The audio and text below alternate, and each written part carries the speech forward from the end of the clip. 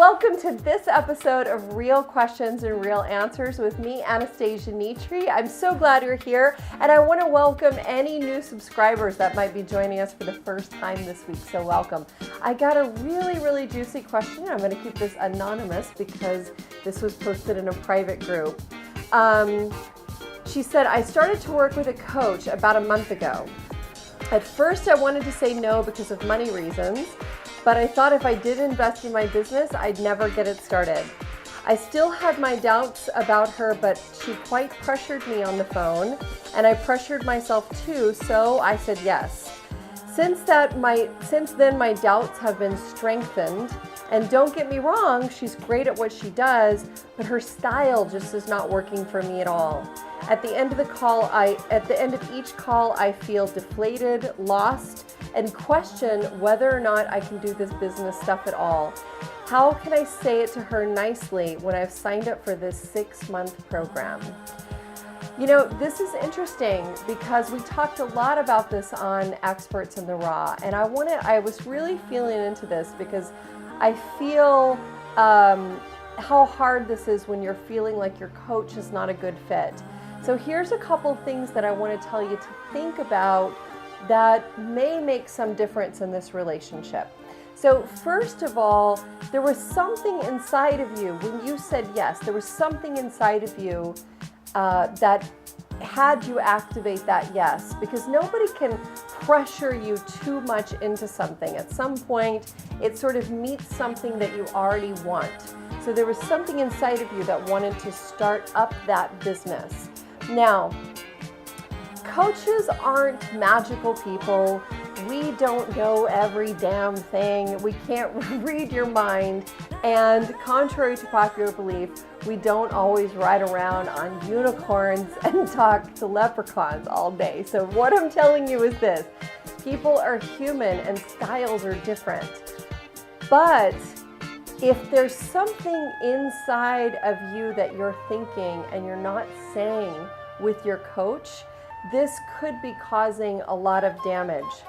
Now, something else to think about, and I've seen this with myself and I've seen it before with other people, is if money is an issue and you're feeling like, ugh, I don't want to make this payment every month, ugh, I don't want to make this payment every month, sometimes it can cause you to try to look for things that are wrong with your coach and wrong with that relationship, because your resistance and all your fear and everything is trying to get you to wiggle out. So here's some things that I'm thinking right now. First of all, don't worry about being nice. Be real. Talk to your coach and tell her how you're feeling. And one of the things I suggest is that you want to take full responsibility for your results in your program. Remember, your coach is there to serve you, not the other way around. So you want to tell her, communicate with her, this is what I want, this is how I'm feeling, this is how I want to feel, these are the results I want to experience, and when I'm feeling like crap, here's 3 things that you can do to help get me back on the horse and make me feel empowered. This could be a huge opening for a breakthrough, not just in the relationship with your coach, but in other relationships as well, where you might be thinking things that you're not saying.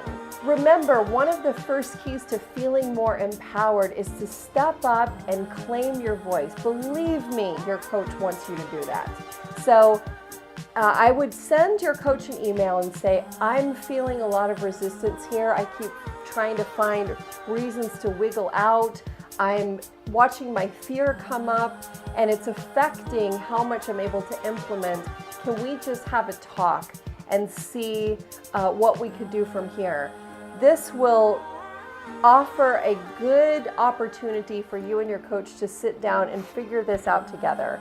And if somebody at the end of the day, tries to make you feel bad, then, you're going to want to tell them and see what you can do to find somebody who's a better fit.